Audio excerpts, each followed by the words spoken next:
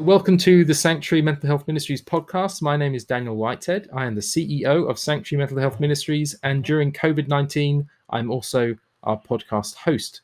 So the whole vision for this series is that we're talking to everyday people, friends of sanctuaries, friends of mine, just to hear how they're doing and to understand what life is like for them in the midst of COVID-19. And today we're joined by a really good friend of mine, Markku Kostamo. Markku is based just south of Vancouver. Markku is a Christian leader with over sort of 25 years experience. He was the founding director together with his wife, Leah Kostamo, of Arusha, Canada. And a few years back, he stepped out of that role just at the time when Markku was diagnosed with bipolar disorder, type 1. And subsequently, Markku has gone on to work for a charity here called Himalayan Life, which works in Nepal. And he is their chief growth officer. Markku, it's wonderful to have you with us. Thanks for joining us. Thanks, Daniel. It's a pleasure to be with you, and I'm looking forward to our conversation. Me too. It's always lovely to talk with Markku because he's just a lovely man. And I would be remiss of me not to say that to everyone. So, Markku, why don't you start? Daniel. You're so generous. It's the truth.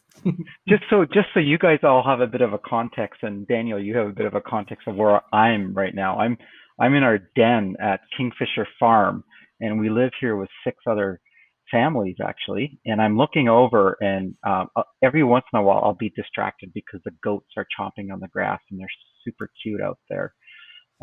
So we're growing vegetables here, and 4 goats, 40 chickens, and 3 ducks, along with a few dogs and a cat. Wow, very cool. So maybe that's an interesting place to start, Markku, because really I want to hear how you're doing and what is life like for you at the moment as a husband and a parent and as someone who lives with bipolar disorder and as a leader. But maybe let's start with where you live. So you live in like a kind of intentional community. Do you want to talk a bit about that?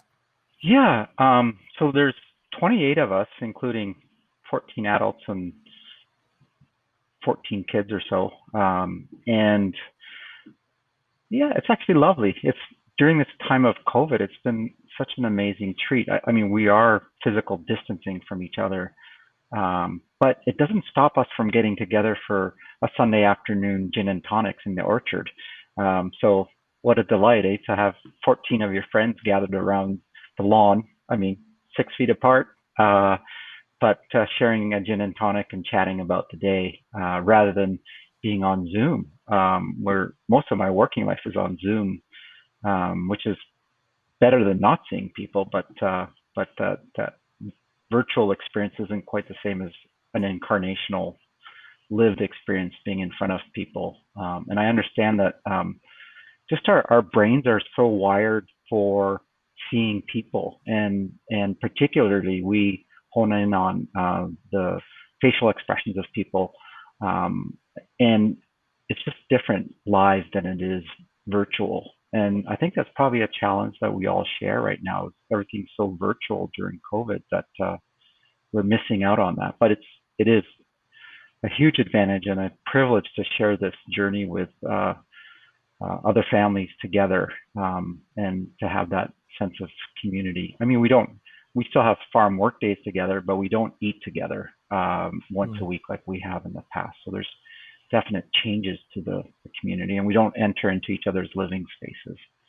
So we're taking COVID seriously, but there is sort of a built-in community. I mean, as you would in a village. That's a small village, kind of like in England somewhere, 30 people in the village.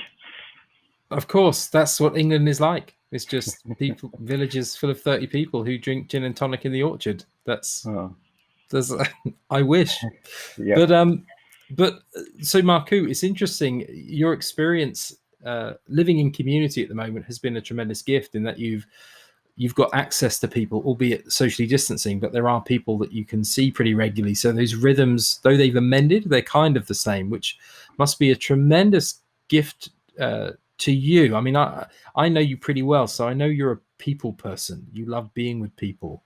That must be kind of handy for you. And I wonder, is that handy for you in managing your own lived experience of living with bipolar disorder. Yeah, it has been. I think the rhythms are really important for me. And so the rhythms of, it doesn't even start with people. Actually, it starts with our dog. First thing I do in the morning is get up and walk our dog. And then I do that actually 3 times a day. So I'm getting in usually an hour and a half of walking a day. So having that rhythm built in of physical activity and kind of, I wouldn't say bounding out of bed, but at least kind of groggily getting up and forcing myself to have some sort of activity has been super grounding. The rhythms of family life, I think, have been really grounding. Meals together, and I'm cooking myself a lot more now too, so that's a good thing. And my family thinks that's a good thing. I mean, not that the food is necessarily a good thing, but that I'm cooking is a good thing. Yeah, so I think those kind of rhythms that are built in, including then at the community level where we still have our regular meetings. We tried a couple with Zoom, and then we just forget that. Let's just freeze and be in the orchard or in the barn, and actually do it face to face and make them shorter and a better experience. So having those kind of rhythms and farm work days, and yeah, once a week I care for the chickens and collect the asparagus.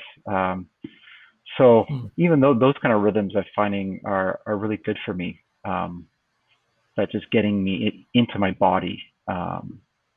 I don't know how you're finding that, but in this season where we're feeling fragmented, and I think this is a common experience, that there's loss, there's grief, there's fragmentation and disconnection, that maybe the best thing that we can do to counter that is to actually get into our bodies, whether it's intentionally or not.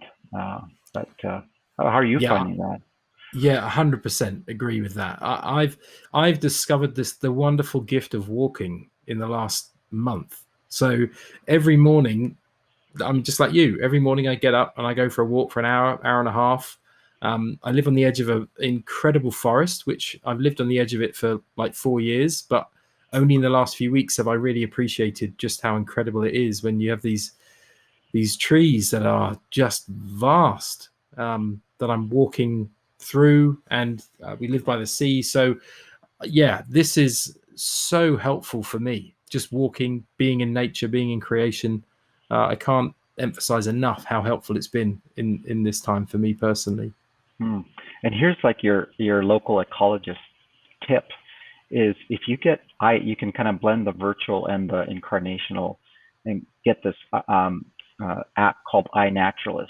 So you can look at all the plants and bushes that you're walking by with your smartphone, and then just participate with Adam in that first task that we were created to do, was name the plants and animals. So a friend of mine yesterday was trying it on her dad. This is Zoe, who lives downstairs, and came up with mammal, but all the little plants and things, they actually names it. So you can kind of integrate that walking with something new, and yeah, learning more about your neighbors. Very good. Thanks for the tip, everyone. iNaturalist app. I will look that up. So, Markku, tell me, your work with Himalayan Life, you're obviously seeing, or you must know a lot of people that are experiencing different kinds of challenges right now in the midst of COVID-19. Maybe you could speak to that for a little bit. Yeah, I would say, like, holistically, like this, from a global perspective. I mean, there's obviously a North American perspective, and there's a global perspective, and then there's a developing world or a global South perspective. But I think they're still all real, and there's a felt loss and grief. I was listening to a really great podcast by Dan Allender yesterday, and where he was talking about COVID and trauma, and that we're actually all experiencing trauma. Um, and it's all real and felt, even though in Nepal, some of the day laborers that we know, um, who, they live hand to mouth. So without employment, they don't have the cushion in their bank account, and there is no government subsidies. So in our work with Himalayan Life, we haven't laid anybody off. We have about 160 staff in Nepal. So between the 2,000 plus children that we're supporting in our work directly, then there's all the families of all our staff. So we're probably in a way carrying 3,000 to 4,000 people through this season of COVID, where lockdown is intense in Nepal. There are food shortages starting to happen in some of the bigger cities. And the outlying villages out further, it's subsistence agriculture anyway, so they're sort of COVID proof. So a large portion of the country is COVID proof. It's the larger urban centers where they'll run out of, the Indian borders closed, so they're starting to run out of fuel, and they'll start to run out of some food supplies. And then I think there's just the, being idle, like not having the same kind of work focus, and the loss of that and the grief of that. And I think even though some of us are continuing to work here, and even in Nepal, some of our team are continuing to work. Many of them are continuing to work. I think this would be a common experience, is that I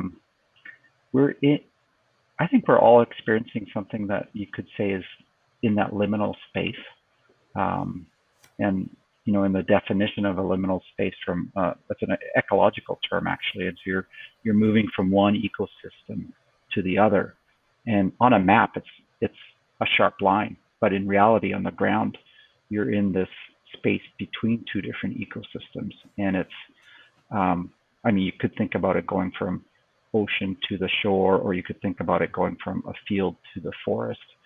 But that transitioning from one ecosystem to the other is disorienting, because while you're in that liminal space, you don't know where you are. Yeah, are we going back to what it was like? And I think that's the things that we're struggling with vocationally right now, is what does the world look like post COVID-19, or is there a post COVID-19, or is this a new normal? And this is in this kind of liminal space, or you could say interim space, whatever language you want to use. But I love that ecological term of being in liminal space. And so we're thinking about that with Himalayan Life, that we're in this liminal space. It is disorienting, and I think that's probably your experience. It's experience for many of us, not just people in Nepal, but here too. Like, what will life look like after? I think it is changing the world in some way, and that there will be a new normal. We don't quite know what that looks like.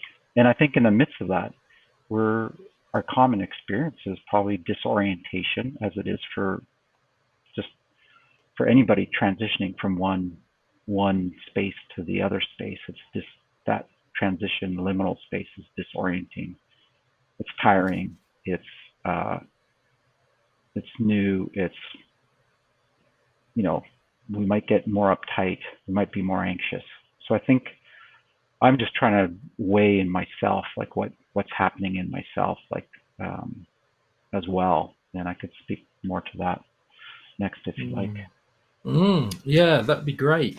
I think it's interesting. I didn't know that liminality or liminal space was a geological term. I'd always heard it used in an anthropological context. That there are rites of passage and transitions. So like Victor Turner was an anthropologist who studied majority world tribes and looked at rites of passage, and would describe that these liminal experiences were times in our life where it's like it could go one way or the other. These spaces where you just don't know, but somehow in those spaces we're somehow more formed in a profound way. Like we have these times of deep learning, and hearing you talk about COVID-19 as a liminal space, which it undoubtedly is, I also think about your own journey with receiving the bipolar 1 diagnosis 3 years ago. And I kind of wonder, are you that liminal space? Are you still in that liminal space? What is life like learning how to live with Mm. this diagnosis? Yeah, I mean, it's a good question. I think I'm still on a steep learning curve. Um, I'm probably not in what is that first initial liminal space to like transitioning from life before a diagnosis to life, and living and owning and understanding the space that I am. I mean, one of the challenges with bipolar disorder is that there's always transitions. I mean, by definition, you're transitioning from being hypomanic potentially, or up at least, and then to a low or a depression. So there are always those transitions, and you're trying to correct that. I mean, for example, I travel with work with Himalayan Life twice a year to Nepal, and coming back from Nepal is always a challenge. And this is true for most people with bipolar disorder, is that the circadian rhythm is so important to our stability. So going to sleep at the same time every night and getting up at the same time the next morning and sleeping well, and sleep hygiene is critical. But for any of us, I think international travel just disrupts that for a couple of weeks.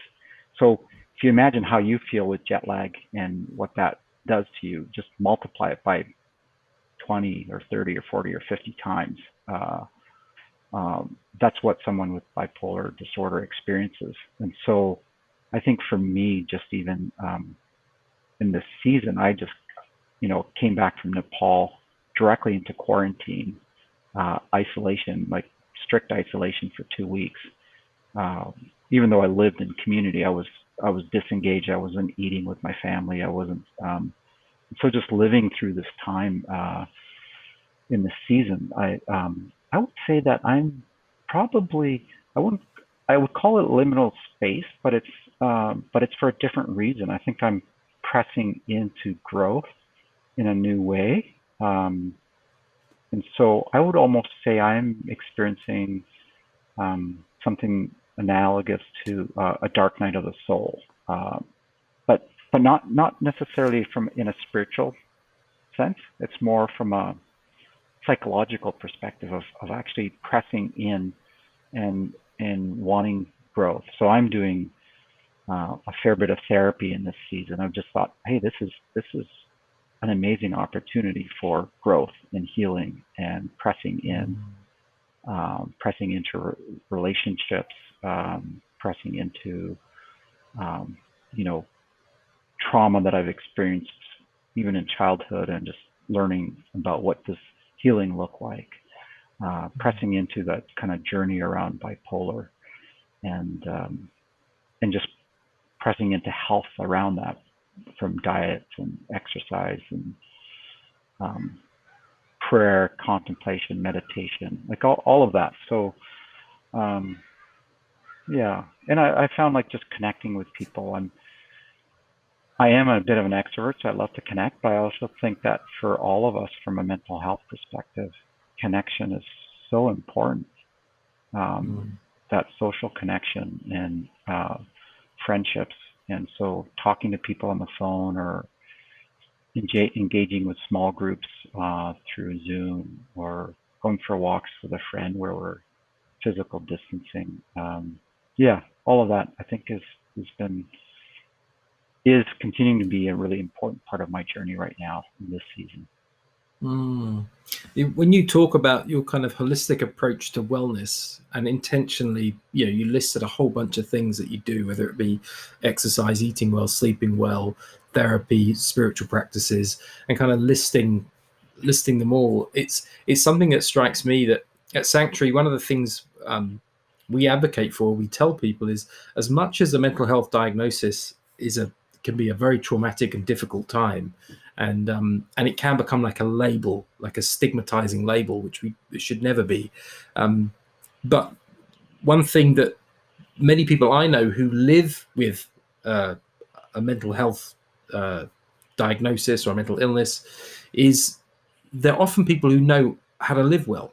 They're often people who've done the work of going, actually, I need these rhythms in my life. I need these things in my life. And if I don't have them, I can't actually live out wellness. And whereas many other people who don't have a diagnosis, so in the eyes of the world, they could be seen as being more well, actually don't understand what they need to be well. And so they don't live quite as full a life. Has that been true for you, Markku, in terms of Well, the life you live now? well, I wish I could say that I've always been really disciplined, um, and this is I'm by nature probably go more with the energy that I have in the moment, and which means my tendencies are towards workaholism. Like I go full out.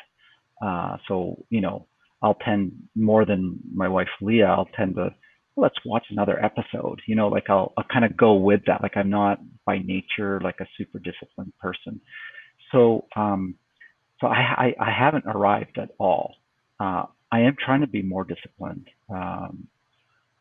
for, for myself and my wellness, but also for the sake of my family, so that as they co-journey with me, that I'm more stable, not just for my sake, but for my family's sake as well.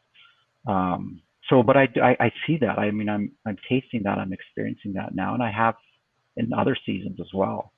But it's been much more of a sort of an up and down journey, and that's part of what I'm wanting this season to be, is to be really honest, is to grow in this wellness journey, and to create the rhythms that I can actually execute on this day in and day out. And those changes happen. I mean, it's common is that I've tried to make some big changes, and those haven't been as successful as making small changes every day and turning the dial a little bit. It seems to work better for me, at least. Mm. Yeah, I think that we'd all be a lot more at peace with the world if we understood that transformation normally happens in tiny incremental steps and not giant leaps. And as much as I, in my life, keep trying to take giant leaps in every area of my life, I'm realizing it's normally slow burn and little steps, and almost like that's how God's made it to be in some ways. Hmm. It's kind of good for us that way, but Hmm. I feel like I push against that as well. Hmm. One of the things that I just wanted to, maybe at least from my perspective, end with is that our common experience right now. I don't know how you're experiencing this, Daniel, but that there is an impact, and whether we call it trauma or disorientation or lack of focus, um, but that's, I think, a common shared experience for many of us in this season. Um, and so I just wanted to encourage you and encourage myself and others, is that, hey, this is a common experience. Mm. So it it would just be lovely for us to just reach out to each other and start from this shared experience, shared lived experience of what is it like for you to journey with through this season of COVID, and to actually, maybe we don't have language, but to provide language for each other to say it's okay to be not as focused, or you know, are you finding that you're having more conflict with your spouse or friends, loved ones through this time? Or I don't know what I mean. We all have different responses. Or um, one friend said he's tending to be more like a hermit right now. So oh, yeah, that feels like an appropriate response, like that right now. But you would feel like that. But it's great that we're chatting now. So yeah, so I think um, phone calls, Zooms to each other, walks with each other, and just hearing how each other are doing would be a real Mm. gift. Very good. Very good. Thank you, Markku. Thank you for sharing, and thank you for your candor and honesty, and thank you for the app recommendation. And just, I often say to people, some of the bravest people I know are people who have lived through a mental health diagnosis or a mental health challenge and who are working out how to do it. And I just know the bravery you've exhibited over the last 3 years in doing that. So I just want to acknowledge that and honor that in this moment, in this small way, just to say I really admire you and how you're walking the walk, and the path that's been laid out before you. Thank you, Daniel, and thanks for all the good work that you are doing in your leadership and work with Sanctuary Mental Health Ministries. It's such an encouragement to all of us on the mental wellness journey. And just to have the church seriously engage around that, and for you to provide the tools that you're providing, and particularly the new resource on grief, which is so appropriate to this season. So thank you for that. No, not at all. Thanks, Markku. So everyone, if this has been helpful for you, please share it with someone. As Markku said, we have a new resource out on faith grief during COVID-19, available from sanctuarymentalhealth.org, as well as our Sanctuary course, which is our 8-session mental health and faith course to help faith communities have a conversation around faith and mental health. So download it all for free from our website, sanctuarymentalhealth.org, and we'll see you again. God bless. Sanctuary Mental Health Ministries exists to equip the church to be a sanctuary for all people at all stages of their mental wellness journeys. May this podcast encourage you to create safe space for your own story and the stories of others, as well as create change in communities that stigmatize those suffering with mental health challenges. The Sanctuary course is a small group resource designed to help initiate and guide conversations about mental health and faith. It is a starting point, creating a base of shared knowledge from which churches can explore the next steps. Perhaps most importantly, through the simple act of talking openly about mental health, the course helps churches begin to create safe spaces for people to share their mental health stories and receive support in community. Each theme in the course is explored from a psychological, social, and theological perspective, and each session is accompanied by a compelling film focused on an individual's story, a person of faith who has journeyed through mental health challenges. Interested in exploring the Sanctuary course for use in your community? Learn more at sanctuarycourse.com. This podcast is released under a Creative Commons Attribution, Non-Commercial, No Derivatives 4.0 license. Don't change it or sell it, but please share it all you like.